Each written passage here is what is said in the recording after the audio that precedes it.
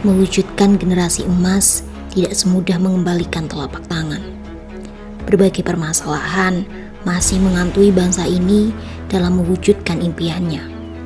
Maka dari itu, bangsa kita membutuhkan suatu pijakan sebagai landasan agar bangsa ini mampu meraih 1001 harapannya di masa depan. Malam-malam mikirin berita inspirasi, sorenya mikirin sedia. Kalau kamu tertarik dengan topik ini, lihatlah wahai pemirsa. Dengan bangga, saya Lulu Piasari dari Universitas Islam Negeri Maulana Malik Ibrahim Malang menginisiasikan esai saya dengan judul Indonesia Emas 2045 di balik tangan generasi muda kuncinya. Setiap bangsa tentu memiliki cita-cita, bukan? Nah, bangsa Indonesia salah satunya. Indonesia Emas 2045 adalah sebuah impian yang dicita-citakan oleh bangsa ini, yang mana cita-cita dan impian Indonesia untuk tahun 2045 adalah berdaulat, maju, adil, dan makmur. Pada artikelnya, Abdurrahman dan Nurani mengatakan bahwasanya dalam mewujudkan Indonesia Emas 2045 perlu adanya suatu dorongan dengan 4 pilar yang menopangnya, yakni pembangunan SDM dan penguasaan iptek, perkembangan ekonomi berkelanjutan, pemerataan pembangunan, ketahanan nasional, serta tata kelola pemerintahan. Pemimpin memiliki peranan yang sangat penting dalam mewujudkan generasi Indonesia Emas 2045. Sebab dengan adanya pemimpin dalam suatu bangsa, optimalisasi organisasi dapat terrealisasikan. Kekuatan pemimpin untuk mempengaruhi kinerja anggota organisasi mengakibatkan posisinya menjadi sentral dalam pengambilan keputusan maupun kebijakan yang akan diambil. Generasi muda merupakan sejumlah anak muda yang menjadi harapan negeri untuk mewujudkan Indonesia Emas 2045. Generasi muda yang acap kali disebut sebagai agent of change harus disiapkan sebagai peran utama yang handal dalam pembangunan nasional, yaitu sebagai agen perubahan sekaligus entrepreneur yang berwawasan nasional. Ukiran perjuangan bangsa bukan lagi pada mereka para figur muda yang sekarang ini berkiprah di pemerintahan, seperti halnya Erick Thohir, Nadiem Makarim, Sandiaga Uno, dan nama-nama lainnya.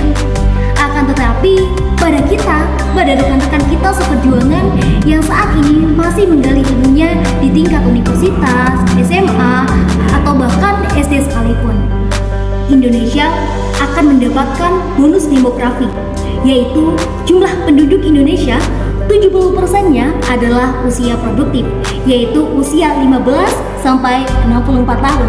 Sedangkan sisanya 30% merupakan penduduk yang tidak produktif, usia di bawah 14 tahun dan di atas 65 tahun. Bonus demografi ini dapat kita salurkan dengan berbagai cara tentunya.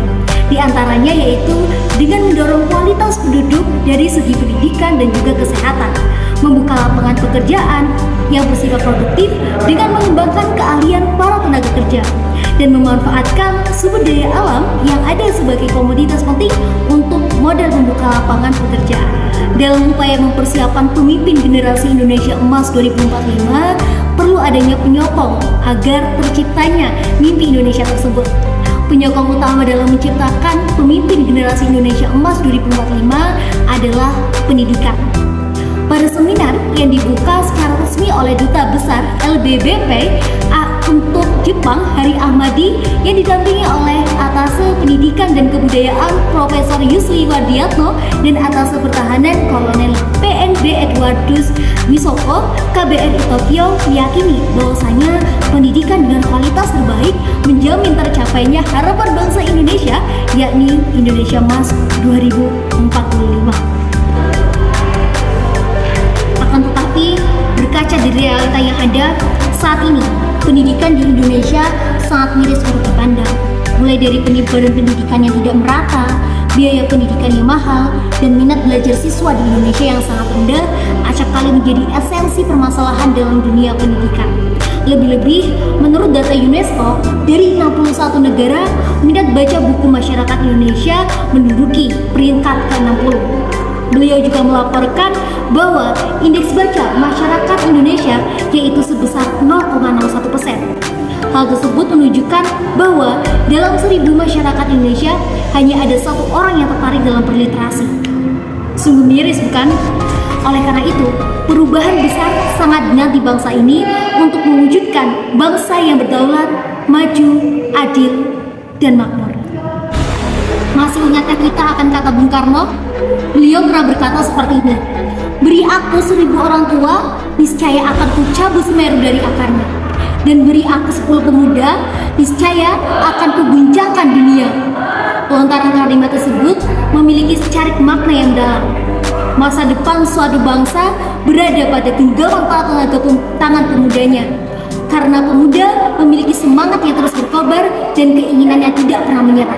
Oleh sebab itu, pemuda memiliki pengaruh sangat besar bagi perubahan bangsa. Mereka lah yang akan menjadi agent of change bagi bangsa ini.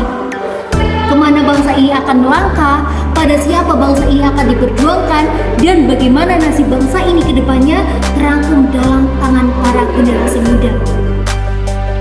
Andrea Hirata pernah berkata seperti ini, "Bermimpilah dalam hidup, jangan hidup dalam bermimpi." Tentu kita tidak menginginkan bangsa ini hidup dan bermimpi, bukan? Maka dari itu, perlunya dukungan, kerjasama, serta langkah yang strategis dalam mewujudkan generasi Indonesia Emas 2045.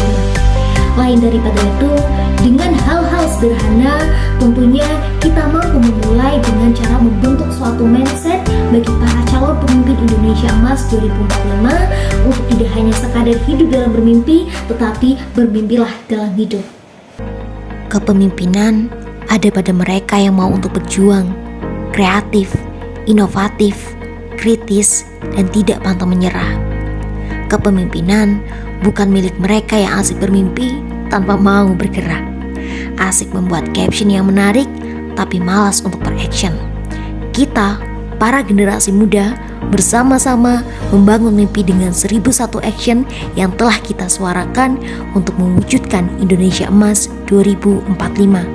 Karena sejatinya bangun dari mimpi di pagi hari itu lebih asik dibanding bermimpi sepanjang hari.